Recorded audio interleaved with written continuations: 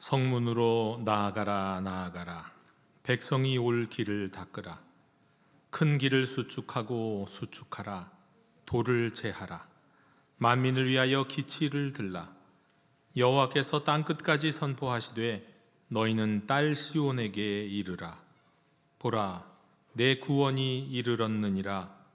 보라, 상급이 그에게 있고 보응이 그 앞에 있느니라 하셨느니라.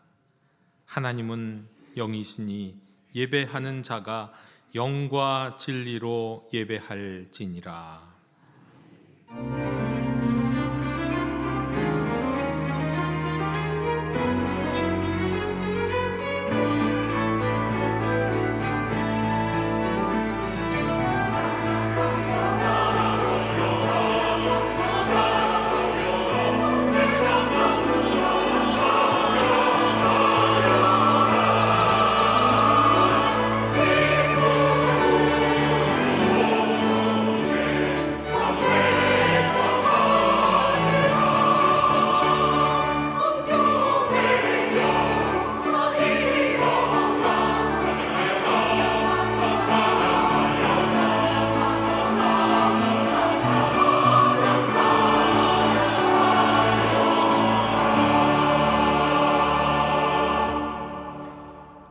믿는 자마다 멸망하지 않고 영생을 얻게 하시려고 독생자를 보내주신 하나님 아버지, 대림절 네 번째 주일에 드리는 예배를 받아주시옵소서. 대림절 기간이 더하여 갈수록 우리 영혼은 아기 예수님의 성탄을 사모하며 간절한 마음으로 기다립니다. 예배하는 이 시간 성육신의 비밀을 깨닫게 하셔서 이 땅에 나타내신 하나님의 능하신 팔과 구원의 역사를 깨닫게 하여 주시옵소서. 비천한 자를 높이시고 줄인 영혼의 좋은 것으로 채우시는 하나님의 은혜를 경험하게 하여 주시옵소서. 육신이 되어 이 땅에 오신 예수 그리스도 이름으로 기원하옵나이다. 아멘. 다 함께 자리에서 일어나셔서 경배 찬양을 함께 부르시겠습니다.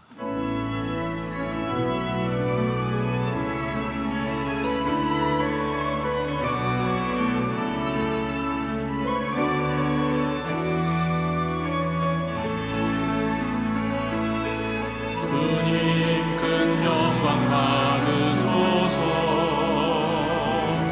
홀로 찬양 받으소서. 모든 이름 위에 뛰어난 그 이름 온 땅과 하늘이 다 찬양해. 겸손하게 우리 무릎 꿇고 이름 앞에 영광 돌리세. 모두 절하세.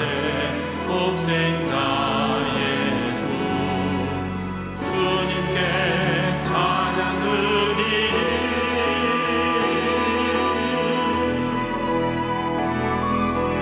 주님의 성령 부어주소서. 그득 만세하시고 이 땅을 향한 주의 깨끗한 부서. 무너진 교회 회복시키고 주 오실 길 예비하는 하나님의 사랑 그 마음 가진 자 주님의 마음에 합한 자로 세워주소서.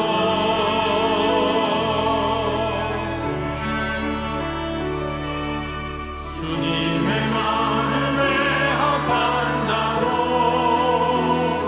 세워주소서.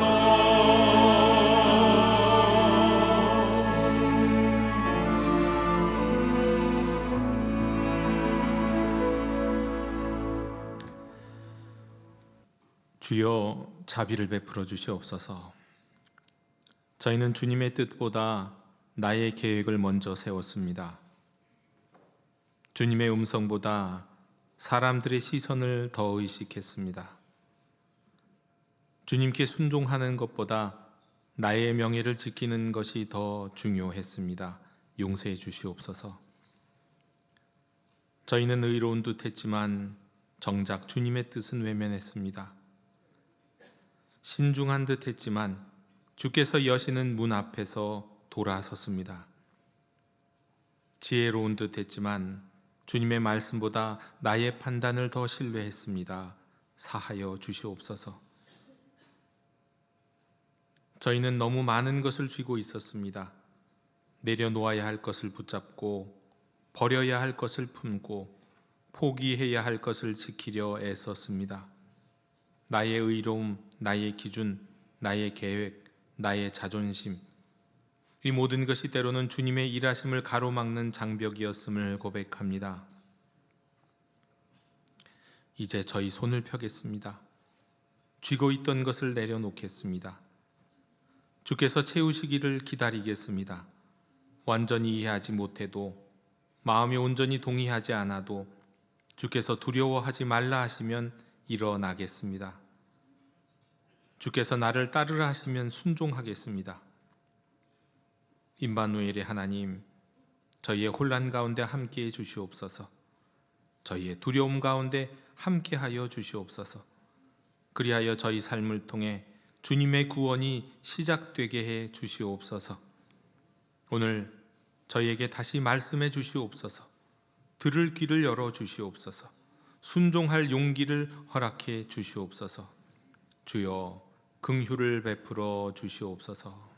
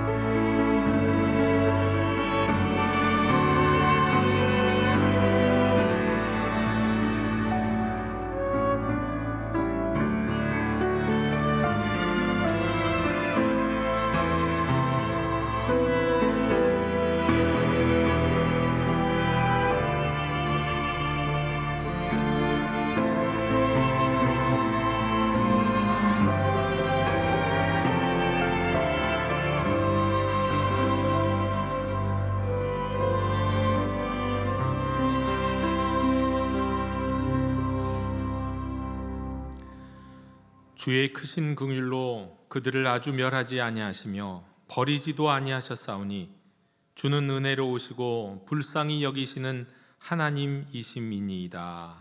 아멘. 나는 전능하신 아버지 하나님, 천지의 창조주를 믿습니다. 나는 그의 유일하신 아들 우리 주 예수 그리스도를 믿습니다. 그는 성령으로 잉태되어 동정녀 마리아에게서 나시고 본디오 빌라도에게 고난을 받아 십자가에 못 박혀 죽으시고 장사된 지 사흘 만에 죽은 자 가운데서 다시 살아나셨으며 하늘에 오르시어 전능하신 아버지 하나님 우편에 앉아 계시다가 거기로부터 살아있는 자와 죽은 자를 심판하러 오십니다. 나는 성령을 믿으며 거룩한 공교회와 성도의 교제와 죄를 용서받는 것과 몸의 부활과 영생을 믿습니다. 아멘. 다 함께 자리에 앉으셔서 성시교독 118번을 교독하시겠습니다. 나는 시온의 의가 빛같이 예루살렘의 구원이 횃불같이 나타나도록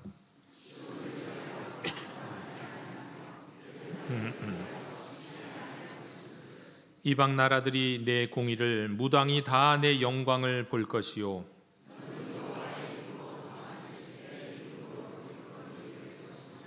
너는 또 여호와의 손의 아름다운 관 내 하나님의 손의 왕관이 될 것이라.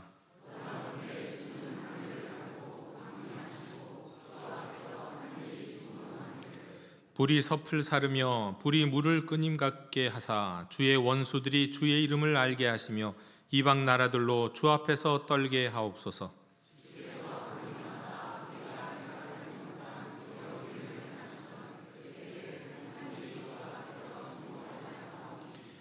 주 외에는 자기를 앙망하는 자를 위하여 이런 일을 행한 신을 옛부터 들은 자도 없고 귀로 들은 자도 없고 눈으로 본 자도 없었나이다.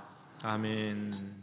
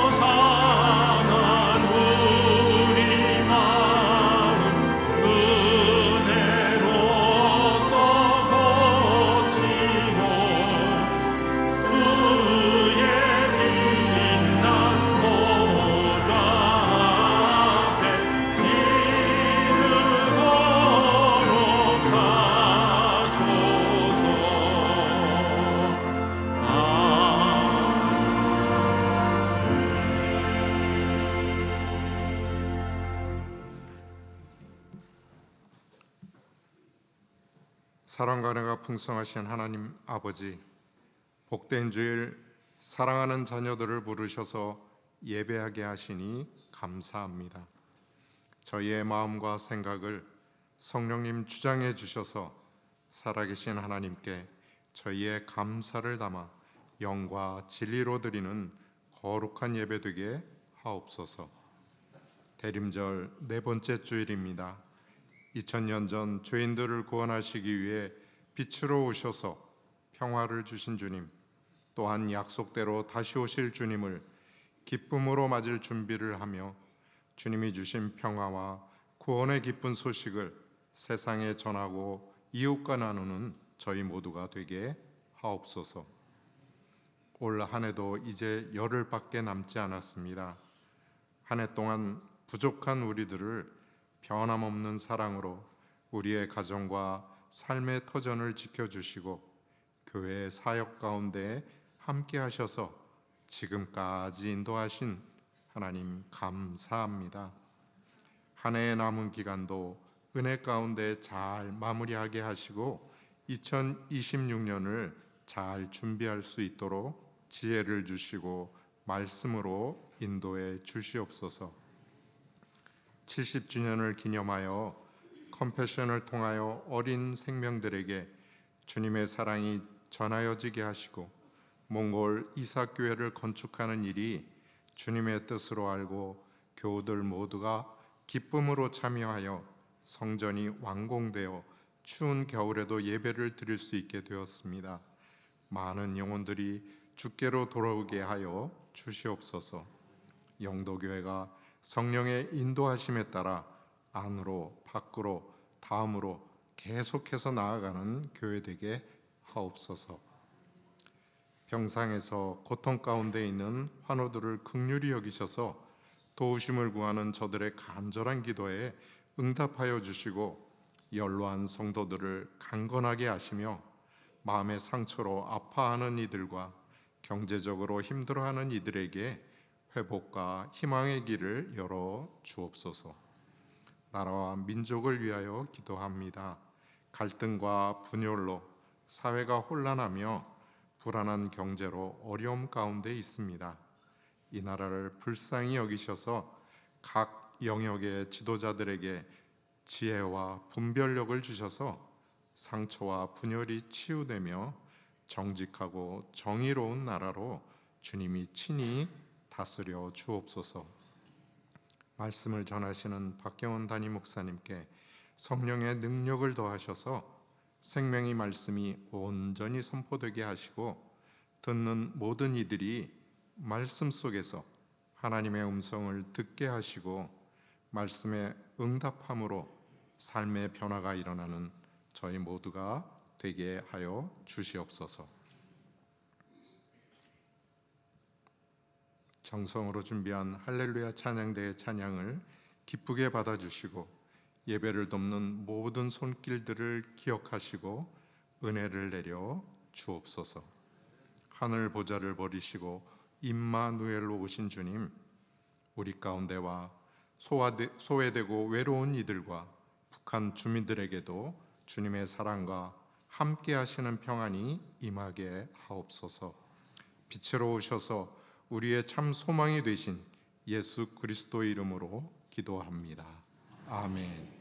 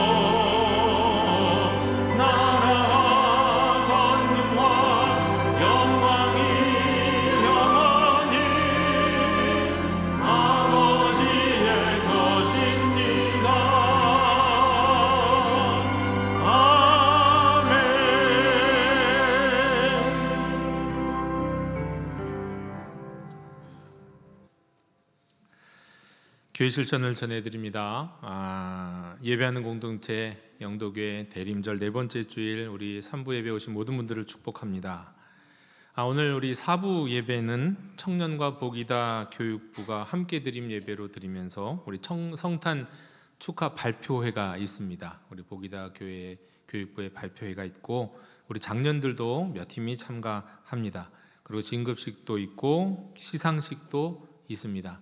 그리고 또 선물도 있습니다. 오시는 분들 경품 선물도 있으니까 우리 또 성탄 축하 이 시간에 또 많은 분들이 즐겁게 참여하실 수 있으면 좋겠습니다. 성탄절 예배가 12월 25일 목요일 11시에 이 시간에 있겠습니다. 본당에서 모두가 함께 모여 또 이게 예배 드립니다. 남녀 선교회 함께하는 특별 금양로 기도회가 이번 주 금요일에 있습니다. 2025년 마지막 금양로 기도회는 남녀 선교회가 함께하는 금양로 기도로 이렇게 드리겠습니다. 또 특별히 우리 강사로 한독가에서 우리 가나 선교사로 20여 년 이상 선교사 하시다가 지금은 아사야 연합신학대학 교수로 오신 이명석 교수님 선교사님이 말씀 귀한 간증과 말씀도 증거해 주시겠습니다. 우리 마지막 금양로 기도회도 함께 하시길 원합니다. 좋은 이유 프로젝트 여러분 예배 들어오실 때 1층에서 우리 따뜻한 희망상자 100박스가 쟁겨져 있는 것을 보셨을 겁니다. 우리 3부 예배 끝나고 우리 예산 공동회의가 끝난 다음에 우리 안수 집사님들과 또 이제 우리 선교부원들과 우리 구역장님들이 또 함께 이 100박스를 이웃들에게 나누는 따뜻한 이 좋은 이유 프로젝트를 진행할 예정입니다. 노숙인 취약계층 이웃들과 함께는 2025년 크리스마스 나눔 행사가 12월 25일 성탄절 예배 후에 오후 3시에 영등포 공원에서 있습니다. 영등포 공원에서 처음으로 하는 성탄절 오후 모임입니다. 여러 교회들이 연합해서 공연도 하고 또 다양한 선물도 나눠주는데 선물뿐만 아니라 이제 그 자리에 오신 분들이 많이 춥기 때문에 따뜻한 온차도 나눠줍니다. 우리 교회는 프리즘 워십팀이 공연을 하고 청년교회와 권사회가 따뜻한 사랑의 온차를 나누고 또 주차팀이 우리 영도교회 주차팀이 전담해서 봉사하도록 하겠습니다. 또 그 외 여러분들이 지나가시면서 공연도 보시고 또 우리 교회에서 봉사하시는 차도 한잔 하시면서 또 함께 하시면 참 좋겠습니다. 몽골 비오 이삭교회 방문. 지금 이 시간 몽골 비오 이삭교회에서도 아마 예배를 드리거나 예배 전에 준비를 하거나 지금 그런 시간인데 우리 정대훈 목사님, 정득균 장로님, 김성찬 장로님이 가셨습니다. 네, 몽골 비오에 지금 계세요. 아까 확인해 보니까 거기 날씨는 영하 27도밖에 안 되더라고요.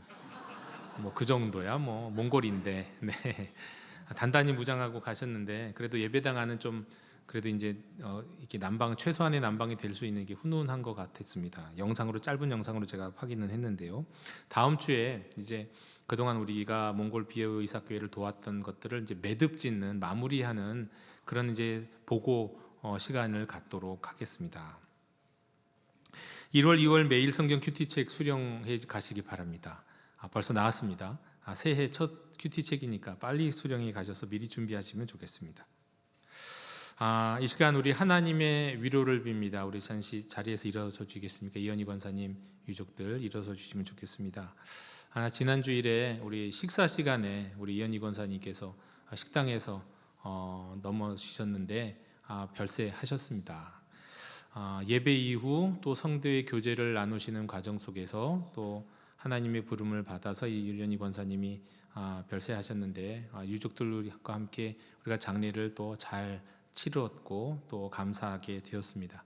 우리 예배 후 우리 유족분들 뵈면 인사를 나눠주시면 위로 인사를 함께 나누어 주셨으면 좋겠습니다.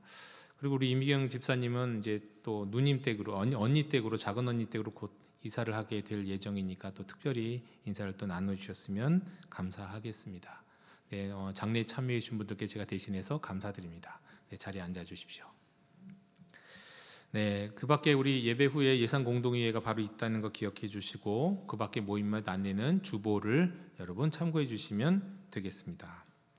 우리 영도교회는 전 세계 어린이를 그리스도의 사랑으로 양육하는 한국 컴패션과 지금 함께하고 있고 161명, 또 늘었습니다. 161명 어린이와 결연했고 아기 엄마 살리기 19명을 지금 참여하고 있습니다. 우리 결연 어린이와 부모님, 우리 센터 교회를 위해서 기도해 주시기를 바랍니다.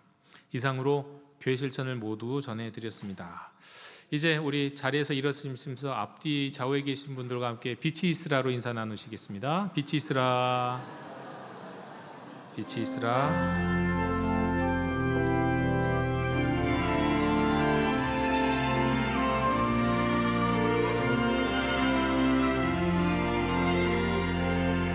내 삶에 들어온 주님의 말씀이 내게 빛이 되시니 내 삶의 어두운 절망 가운데 소망 보게 하시네. 말씀이 내게 역사하기를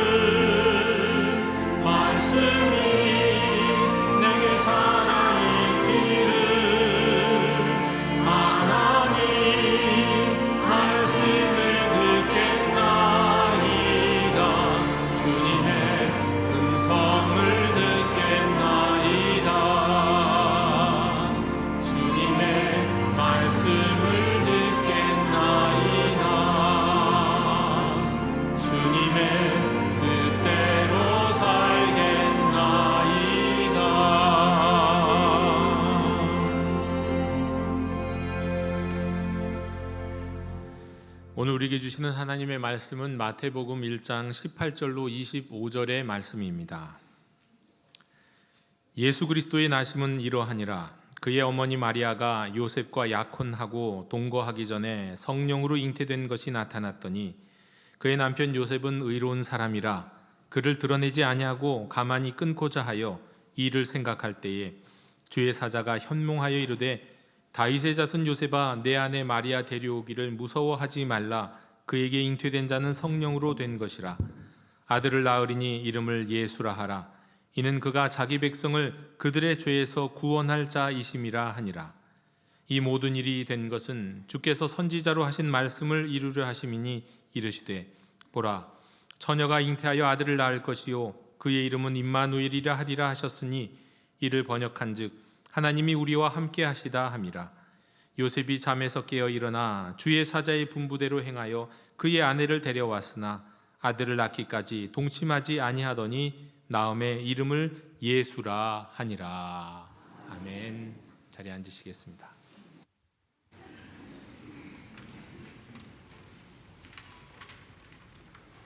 나 만군의 주가 말한다. 머지않아 내가 다시 하늘 땅 바다와 무틀 흔들어 놓으리라. 또 내가 모든 민족을 뒤흔들어 놓으리라.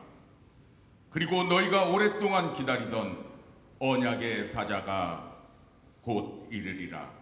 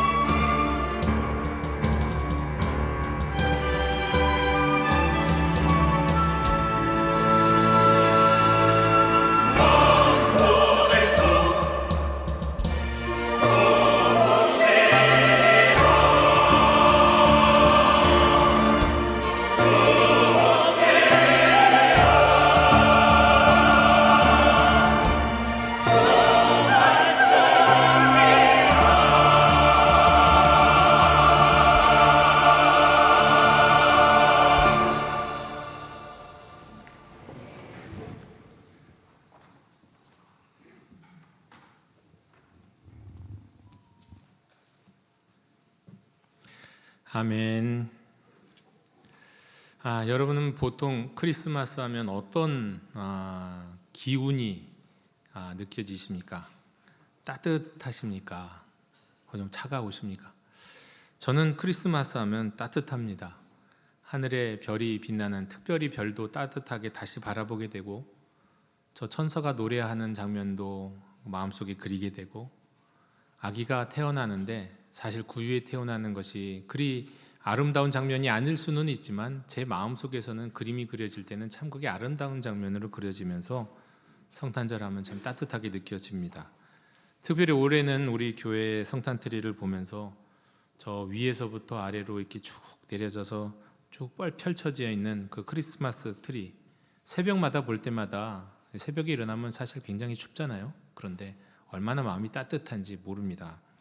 올해는 배는 더 따뜻한 그런 성탄절 느낌이 있습니다.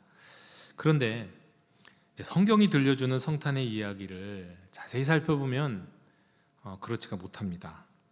성경에 나온 성탄의 이야기는 그 시작부터 굉장히 당황스럽고 염려가 가득한 상황에서 시작을 합니다. 오늘 본문은 바로 그 당황스러움을 온몸으로 맞닥뜨린 한 남자의 이야기, 요셉의 이야기입니다. 18절에 예수 그리스도의 나심은 이러하니라. 그의 어머니 마리아가 요셉과 약혼하고 동거하기 전에 성령으로 잉태된 것이 나타났더니. 우리는 이 구절을 읽으면 아멘, 성령으로 잉태하셨대, 아멘 하고 믿음으로 받아들이고, 참 기가 막힌 기적이다 라고 생각하기도 하고, 출발하면서도 이게 출발부터 범상치 않네 하는 생각이 들 겁니다. 근데 그건 이제 말하자면 거리를 두고 멀찌감치해서 바라볼 땐 그렇고요. 가까이 있는, 가장 가까이서 느껴야만 하는 요셉은 달랐습니다. 이 요셉에게 있어서 이 소식은 감탄할 소식이 아니라 탄식할 소식이었어요. 탄식. 그 말은 곧 요셉 마음속에서는 이 소식이 세상 무너지는 소리로 들렸다는 겁니다. 왜 그런지는 다 아시죠? 성인이시니까 그건 모르면 안 됩니다. 이해 못하실 분 없을 겁니다. 그런데 이 감당할 수 없을 것 같은 탄식할 만한 이 이야기가 사실은 요셉을 부르시는 하나님의 부르심이고 초청이었어요. 성도 여러분, 하나님은 우리를 부르실 때 우리가 준비한 길로 부르지 않으십니다. 우리가 예상하는 길로 부르시지도 않으세요. 우리가 상상하던 예쁜 길로 부르지 않으세요. 내 계획이 흔들리고 내 자존심이 무너지는 자리에서 부르실 때가 많습니다.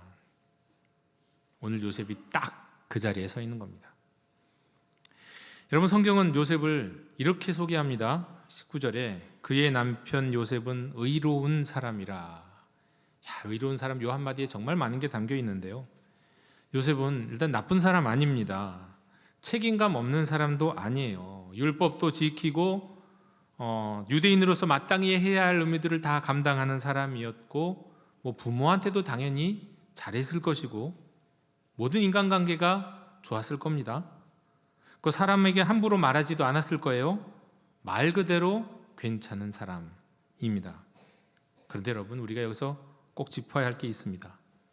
이렇게 의로운 사람이라고, 누가 봐도 선한 사람이라고, 착한 사람이라고 해서 또 때로는 저 사람은 굉장히 이 머리가 좋은 사람이야, 이런 사람이라고 해서 하나님의 뜻을 바로 알고 그 뜻대로 행할 수 있는 게 아닙니다.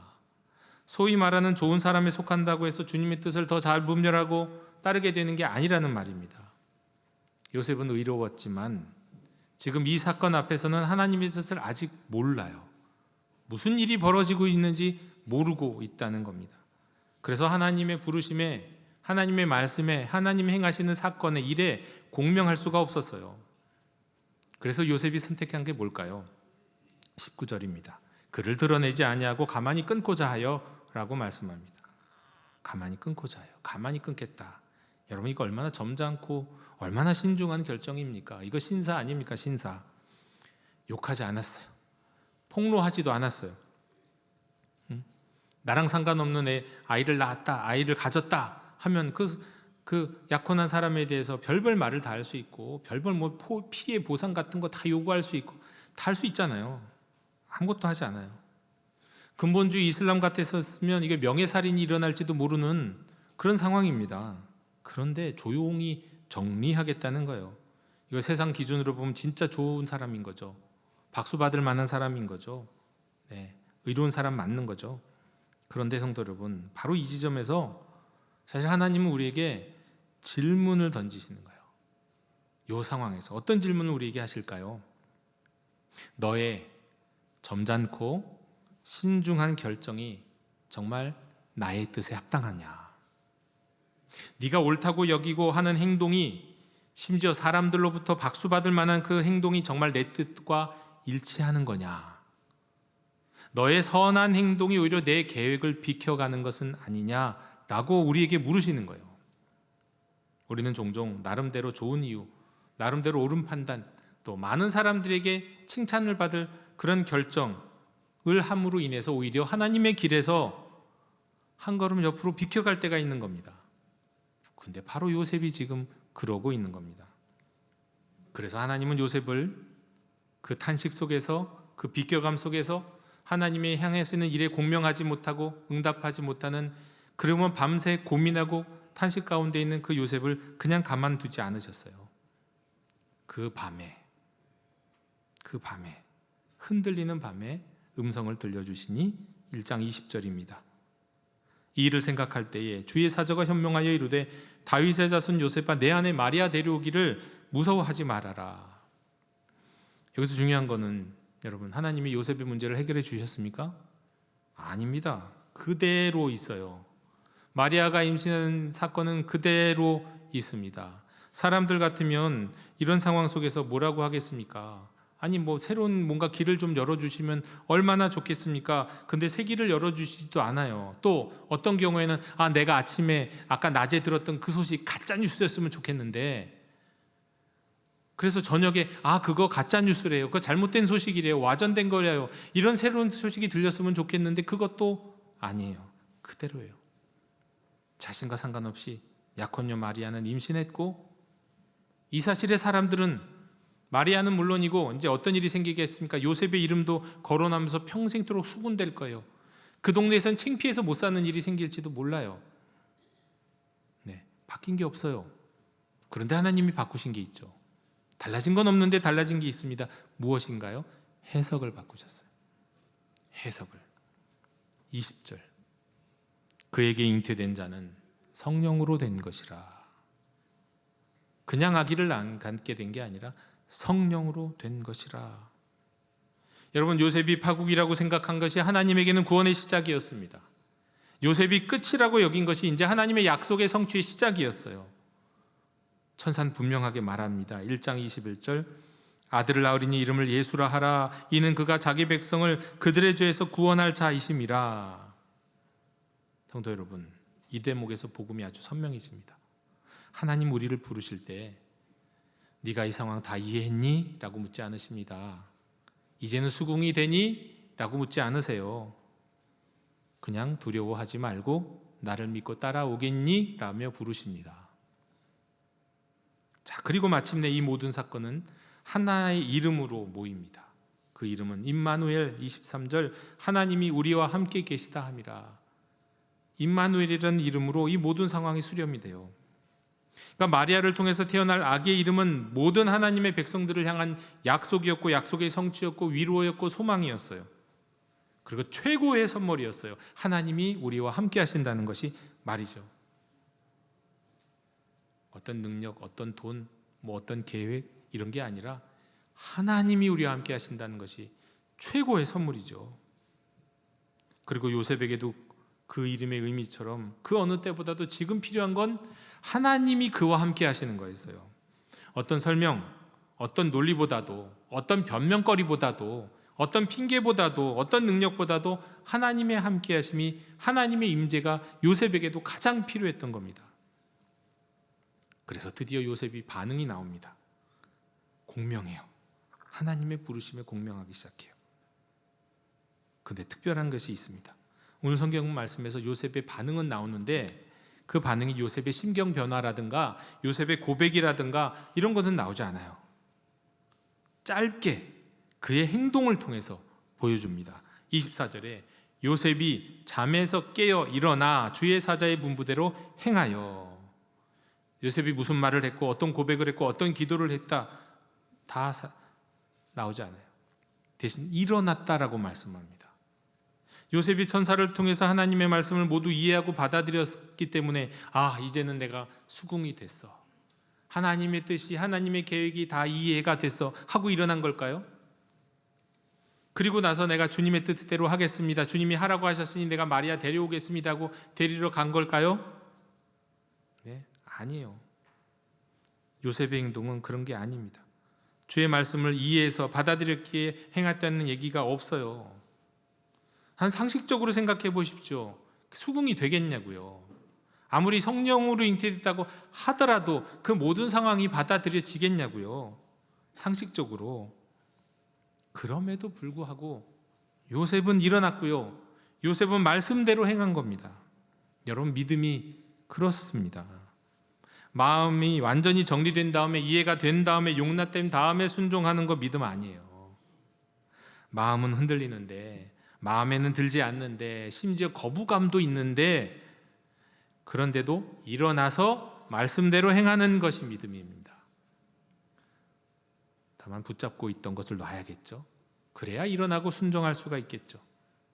자, 그런데 그러면 요셉은 뭘 혹시 놓았을까요? 뭘 내려놨을까요? 한번 생각해 보면 그래요. 사람들의 시선. 이 소문이 들리잖아요. 요셉의 아이가 아닌 아이를 함께 살아야 하는, 그리고 낳고 키워야 하는 그 사람들의 시선이요. 예? 그 명예, 자기 명예. 또 나에게는 어떤 책임도 없다는 것을 증명할 수 있는 권리, 나 억울하다는 것을 증명할 수 있는 권리, 그리고 내가 세워둔 나의 인생의 계획, 이거 다 내려놓은 거예요. 손에서 놓은 거예요. 그리고 그 자리에 뭘 받아들입니까? 하나님이 하시는 일을 받아들입니다.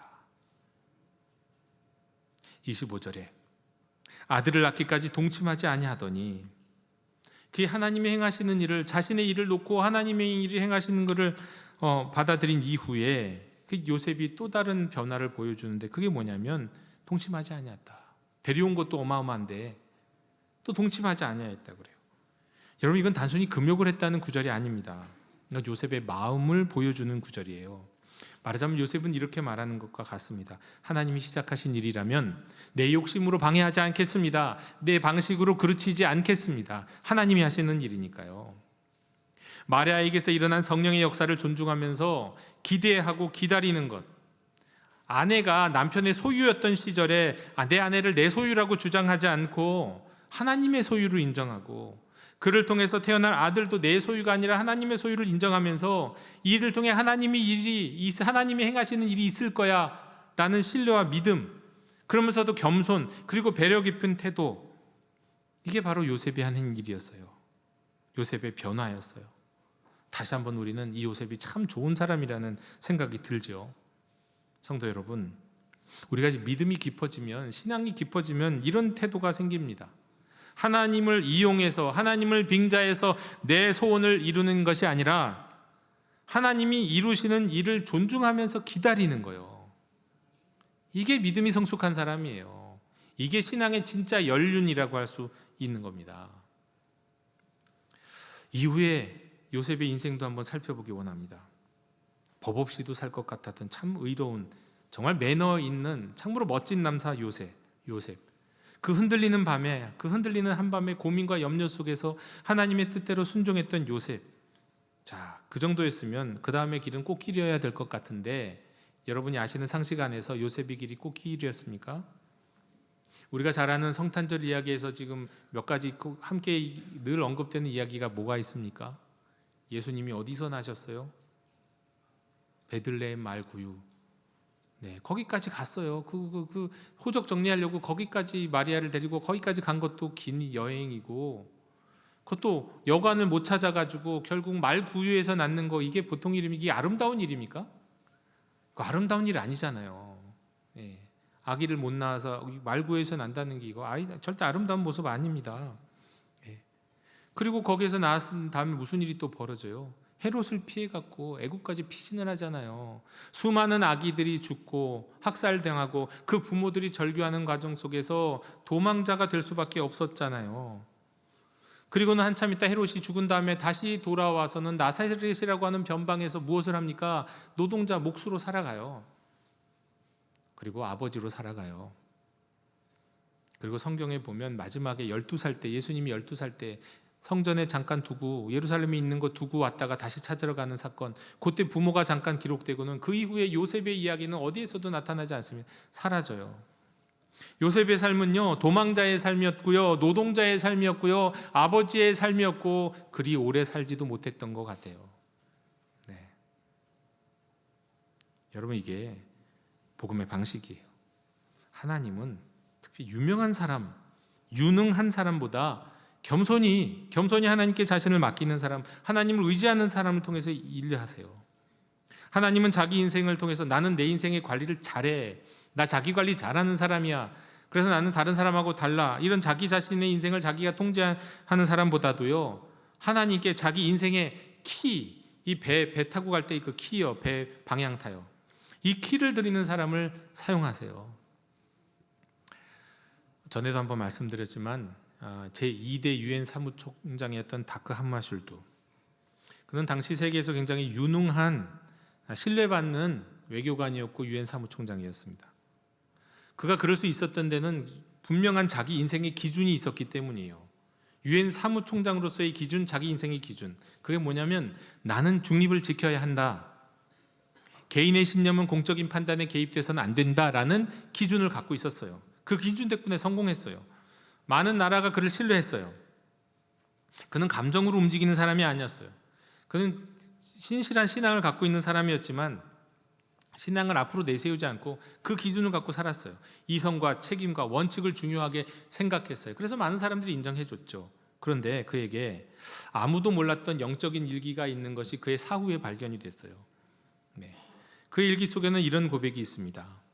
나는 정의를 위해서 살고 있다고 생각했다. 그러나 그것은 아직도 내가 정한 정의였다. 나의 정의였다. 콩고라는 나라에서 한 사태가 터졌습니다. 유엔 사무총장의 원칙대로 하면은 그 나라에 개입하지 않아도 돼요. 왜? 중립을 지켜야 되니까.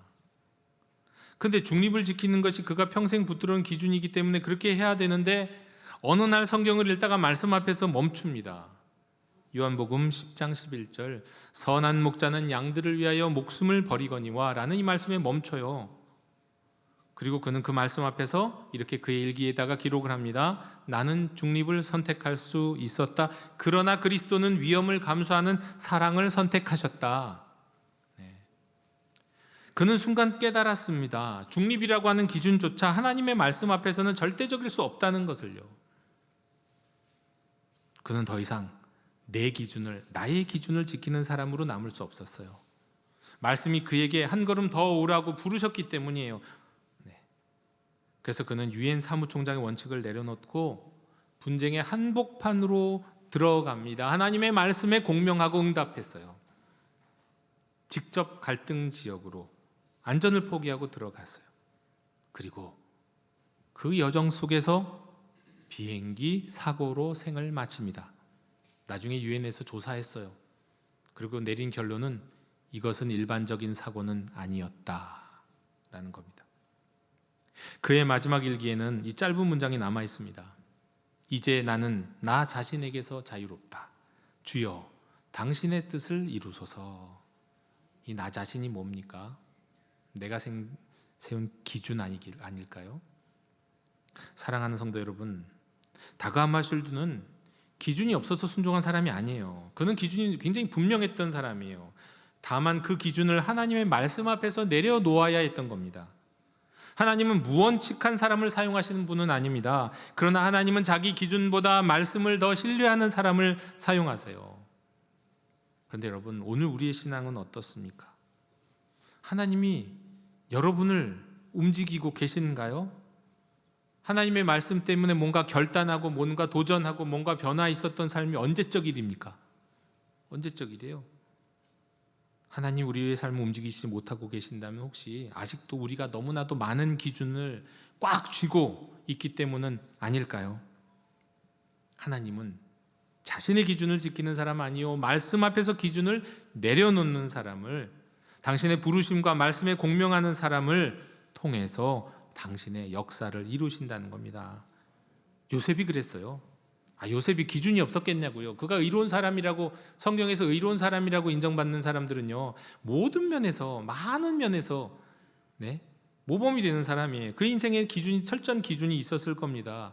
게다가 그의 인생의 미래에 대한 계획과 기준도 있었을 거예요. 나는 깨끗하고 흠없는 결혼을 해야지, 난 사람들 앞에서 떳떳한 인생이 돼야지, 존경받는 사람이 돼야지, 이런 기준이요. 내가 목수이고 노동다이지만 그러나 나는 하나님 앞에 의로운 사람으로서 살아갈까요? 부끄러움 없이 살아갈 거야, 아름다운 가정을 이루고 살아갈 거야. 다 그런 기준이 있었죠.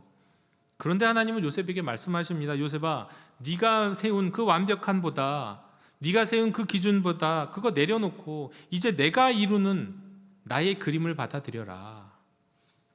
이렇게 말씀하신 거예요. 결국 요셉은 그걸 받아들였습니다. 그런데 요셉은 무너지지 않아요. 오히려 요셉은 어떻게 됩니까?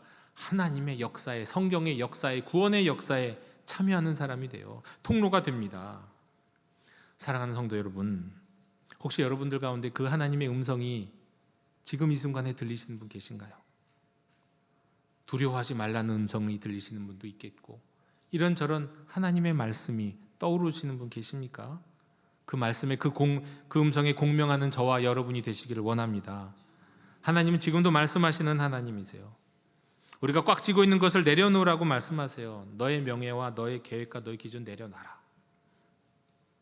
그런데 여러분, 하나님이 우리 손에서 그런 거 가져가시려고 하는 거는요, 놓으라고 하시는 거는요, 그거 뺏어 가시려고 하는 게 아닙니다.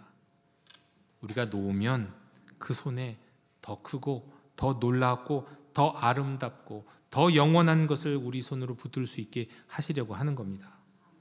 요셉이 내려놨을 때 그가 잃은 것은 자기 계획이었지만, 그가 잃은 것은 자기의 명예였지만, 그가 얻은 것이 무엇입니까? 임마누엘, 하나님이 나와 함께 하시는 삶이었어요. 영원토록 하나님과 함께 사는 삶이고, 하나님의 구원의 역사의 통로가 되었고, 예수의 육신의 부모의 이름을 얻게 되었습니다. 여러분, 지금 여러분 앞에 놓인 그 문제, 도저히 이해할 수 없는 상황, 혹시 그것이 하나님이 여러분을 부르시는 초청의 자리는 아닐까요? 요셉 완벽한 사람 아니고 그렇게 강한 사람은 아니었습니다. 그러나 요셉 결국 일어났죠. 잠에서 깨어서 일어나 말씀대로 행하였죠. 이것이 믿음입니다. 완벽하게 이해한 다음에 순종하는 것 아니라 이해가 안 되지만 일어나는 것, 그리고 행하는 것, 믿음입니다. 하나님 완벽한 사람을 통해서가 아니라 흔들리는 사람을 통해서 우리에게 역사하십니다. 강한 사람을 통해서가 아니라 무릎 꿇는 사람을 통해서 하나님의 일을 하신다고요. 지금도 그렇게 하신다고요. 지금도. 여러분이 충분한 자격이 있어서, 여러분이 완전한 사람이기에서가 아니라, 여러분이 하나님 앞에 무릎을 꿇고 주님의 뜻대로 행하옵소서 할 때 바로 그 순간 하나님의 역사가 시작됩니다. 임마누엘, 하나님이 우리와 함께 계십니다. 혼란스러운 삶의 한복판에서도, 두려움과 염려로 몸부림치는 그런 시절 가운데서도 하나님은 함께 계십니다.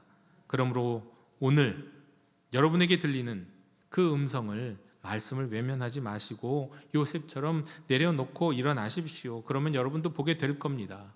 여러분이 내려놓은 그 자리에서 하나님이 구원이 시작되는 것을요, 임마누엘의 하나님이 바로 여러분과 함께 계신다는 것을 알게 될 것입니다. 그런 역사가 이제 남은 2025년 남은 시간들, 그리고 우리의 남은 인생들 가운데 이루어지기를 주님의 이름으로 축원합니다. 기도하겠습니다. 주님, 오늘 밤 우리에게도 말씀하시고 지금 이 순간에도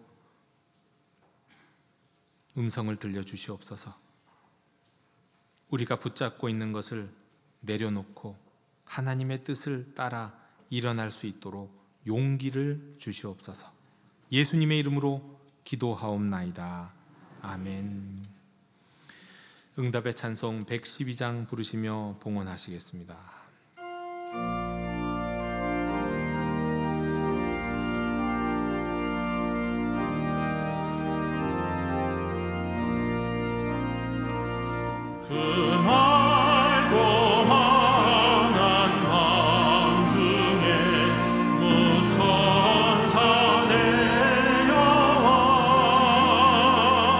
그 손에 빛 받은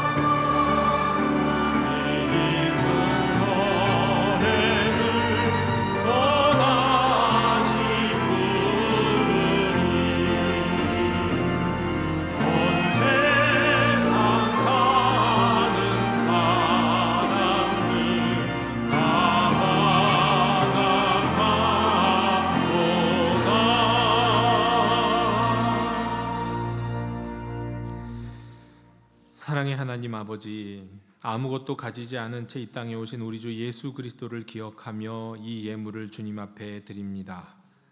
구유에 누이신 아기 예수님은 우리에게 가장 큰 선물이셨습니다. 그 놀라운 사랑 앞에서 저희가 드리는 예물은 너무도 작고 부족합니다. 그러나 주님께서는 작은 것도 귀히 여기시고 적은 것도 기뻐 받으시는 분이심을 압니다. 이 예물을 통해 주의 복음이 전해지게 하시고 어려운 이웃에게 따뜻한 손길이 되게 하시며 주의 교회가 든든히 세워지게 해 주시옵소서. 저희의 마음과 삶도 함께 드립니다. 이 모든 것이 주님께 영광 돌리는 데 쓰임받게 하여 주시옵소서. 감사드리며 예수님 이름으로 봉헌기도 드리옵나이다. 아멘.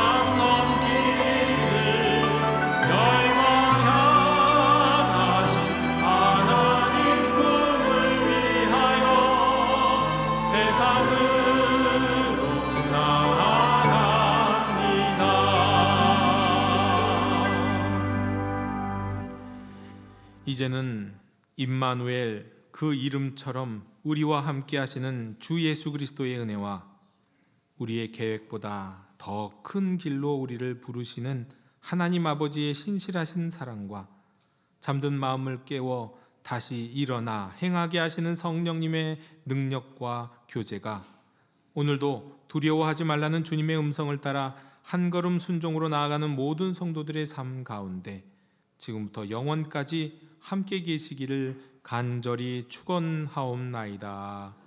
아멘.